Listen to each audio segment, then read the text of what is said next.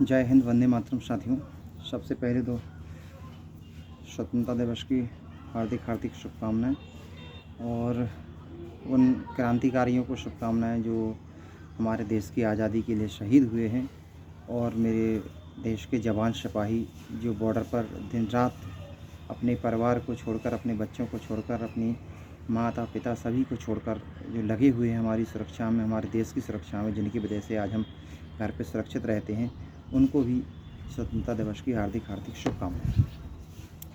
और एक शुभकामना और देना चाहूँगा मेरे देश के गद्दार देश प्रेमियों को, जिनके लिए स्वतंत्रता दिवस एक दिन का त्यौहार होता है, एक दिन के लिए मनाया जाता है, और एक दिन उनके दिल में स्वतंत्रता की भावना जागती है, देश प्रेम की भावना जागती है, इसलिए मैं उनको गद्दार कहता हूँ। आज विषय है तिरंगे का। तो तिरंगा कोई ऐसी वैसी चीज़ नहीं है जिसे हम जब चाहें तब जहाँ चाहें, एक अभियान चल रहा है कि घर घर तिरंगा, हर घर तिरंगा, तो उसको लगा ले। नहीं, तिरंगा सिर्फ दो ही जगह अच्छा लगता है, एक लाल किले की प्राचीर पर, और दूसरा शहीद हुए हमारे सिपाहियों के शरीर पर। अब जिनके ख़ानदान में दूर दूर तक कोई क्रांतिकारी पैदा नहीं हुआ, तो वो क्या बता सकते हैं कि तिरंगे की कीमत क्या है। इसे तो हमारे शहीदों ने अपने खून से सींचा है। तो गली गली फिकवाने के लिए बताने वाले लोग, हर घर पे लगाने वाले लोग इसकी कीमत नहीं बता सकते। हम एक दिन के इतने देश प्रेमी हैं कि क्या बताएं। एक दिन के लिए हमारा देश प्रेम जागता है। अब देश प्रेम की परिभाषा बताऊं आपको। हमारे नेता पॉलिटिशियन इतने देश प्रेमी हैं, उनकी अगर कहीं 2009 के चुनाव में संपत्ति का जो हलफनामा देते हैं वो अगर 30 करोड़ होता है, तो 2019 के चुनाव में जाके उनकी संपत्ति 900 करोड़ रुपए हो जाती है। इतने देश के प्रति ईमानदार हैं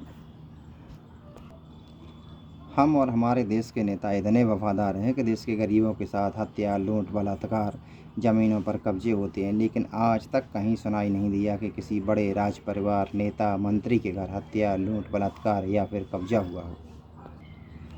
कुछ लोग कहते हैं कि हमारी पूर्ववर्ती सरकारों ने कुछ नहीं किया। तो मैं एक तस्वीर साझा करूंगा आप लोगों के साथ में।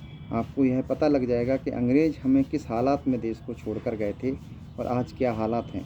अगर वही हालात रहते तो आज तुम्हें जो खेल लोगों के साथ खेलने के मौके मिल रहे हैं, ये शायद मिल नहीं रहे होते।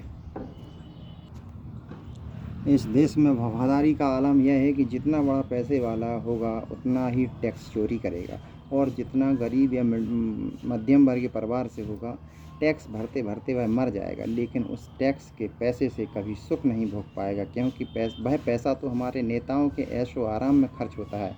अमीर और अमीर हो रहा है, गरीब और गरीब हो रहा है। हमारे देश के नेता अपने देश के प्रति इतने वफादार हैं, जो आज स्वतंत्रता दिवस पर ये लोग अपना दिखाएंगे कि हम कितने देश के प्रति वफादार हैं। उनके बारे में सुनिए। अगर उनकी संपत्ति 20 लाख रुपए होती है चुनावी हलफनामे में, तो उनकी फॉर्च्यूनर गाड़ी 1 करोड़ रुपए का तो एक साल में तेल फूंक देते हैं। चुनाव खर्च सीमा 27 लाख होती है, और चुनाव में खर्च 5 करोड़ रुपए हो जाते हैं। यह तो छोड़िए, हमारे देश में सरपंच ही 25 लाख रुपए में बनाए जाते हैं, तो विकास कैसे होगा। इस तरीके से भ्रष्टाचार मचा हुआ है। मैं किसी एक पार्टी विशेष की बात नहीं करूंगा, सारी पार्टियां मिली जुली हैं एक दूसरे से, सारी मिल के काम करते हैं। अभी आप खाइए 5 साल बैठ के, फिर हम खाएंगे 5 साल बैठ के। और एक मुद्दा और चल रहा है आजकल, अडानी का, अंबानी का। तो मैं कहना चाहूँगा, अडानी और अंबानी तो जहाँ है वहीं रहेंगे। ना तो उनके पैसे में कमी आनी है, ना उनके पैसे की बढ़ोतरी में कमी आनी है। बस ये लड़ाई इस वर्चस्व की रहती है कि इन्हें पैसे कमाकर कौन देगा। अभी आप दे रहे हो तो फिर हम देंगे। धन्यवाद। वंदे मातरम। जय हिंद।